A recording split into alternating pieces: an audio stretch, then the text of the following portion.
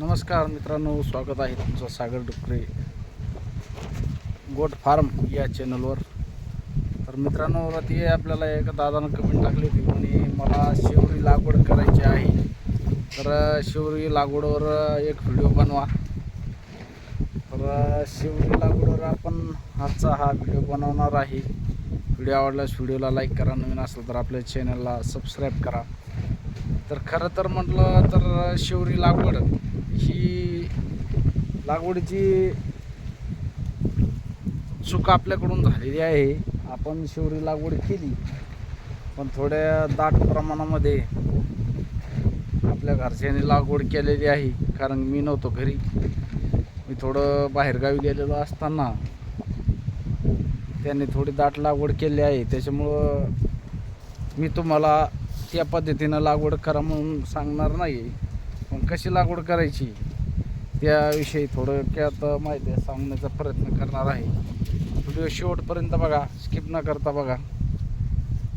तर मित्रांनो, शिवरी लागवड ही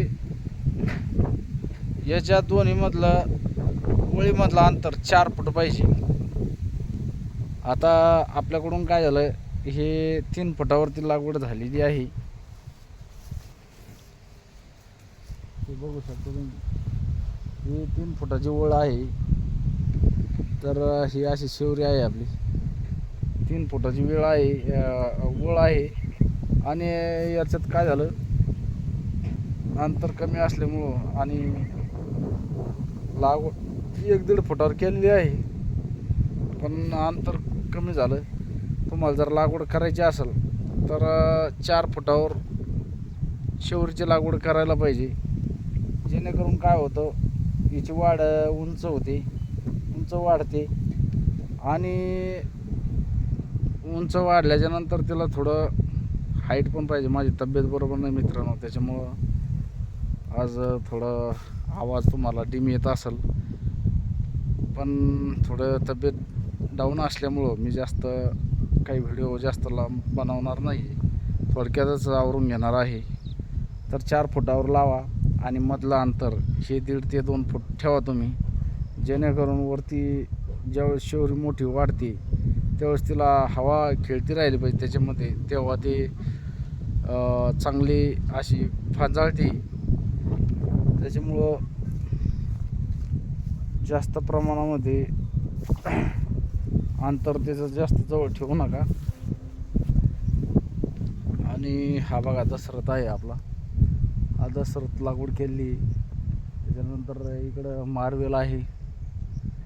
तर हे आता एका सोयीनं झालं, मारवेल झालं, दशरथ झालं, शिवरी झाली, पलीकडून स्मार्ट नेपियर झालं. असे 5-6 प्रकारचे गवत आपण लागवड केलेली आहे. आणि कालपासून पाऊस चालू होता, आज दुपारपासून उघडला आहे पाऊस. तर मित्रांनो, शेळीपालनामध्ये चाराचं खूप महत्त्व आहे. हिरवा चारा, सुका चारा हे जास्त प्रमाणामध्ये लागवड करायलाच पाहिजे, तेव्हा आपल्या शेळ्यांचं नियोजन चांगलं होतं. तर बघा आपला असा आहे. तर परत तिकडं मेथी घास आहे, मेथी घास दूर आहे तिकडं, आता नंतर दाखवेल मी तुम्हाला दुसऱ्या व्हिडिओमध्ये. तर लावायचं असलं तर 4 फुटावर लावा, कारण बदला तर 4 फूट ठेवा. अशी वळ 4 फुटाची ठेवा. आणि जे समजा तुम्ही लागवड करणार आहे हे 1.5 ते 2 फुटाच्या अंतरानं लावा.